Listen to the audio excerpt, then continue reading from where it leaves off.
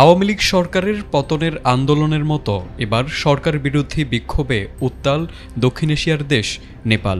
ইতোমধ্যেই হাজারো বিক্ষোভকারী দেশটির পার্লামেন্ট ভবনে ঢুকে পড়েছে। পুলিশের সঙ্গে সংঘর্ষে এখন পর্যন্ত ১৬ জন নিহত হওয়ার খবর পাওয়া গেছে। ধারণা করা হচ্ছে নিহতের সংখ্যা আরও বাড়তে পারে।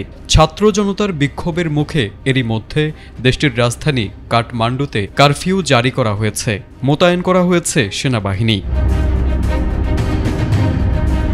নেপালের স্থানীয় সংবাদ মাধ্যমগুলোর বরাত দিয়ে ভারতীয় সংবাদ মাধ্যম এনডিটিভি জানিয়েছে, সম্প্রতি দেশটিতে ফেসবুক, হোয়াটসঅ্যাপ, এক্স সহ ২৬টি সামাজিক যোগাযোগ মাধ্যম সরকারের আদেশে নিষিদ্ধ করা হয়েছে, যার প্রতিবাদেই বিক্ষোভে ফুঁসে উঠেছে ছাত্র জনতা।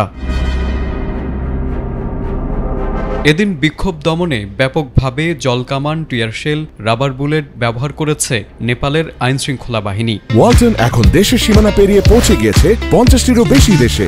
ওয়ালটন, ঘরে ঘরে, বিশ্বজুড়ে।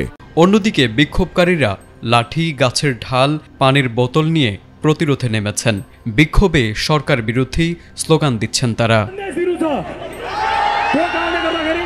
এখন পর্যন্ত রাজধানী কাঠমান্ডুতেই সীমাবদ্ধ আছে বিক্ষোভ। পরিস্থিতি নিয়ন্ত্রণে আনতে কাঠমান্ডু জেলা প্রশাসন সদর দপ্তর থেকে ইতোমধ্যে কারফিউ জারি করে নোটিশ দেওয়া হয়েছে, কিন্তু রাজধানীর বিভিন্ন এলাকায় কারফিউ অমান্য করেই সড়কে নেমেছেন বিক্ষুব্ধ জনতা।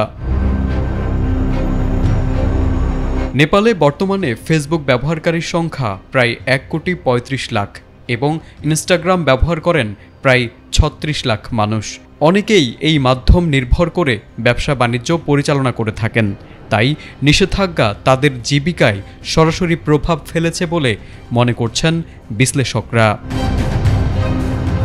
তারেক আজিজ, এটিএন বাংলা।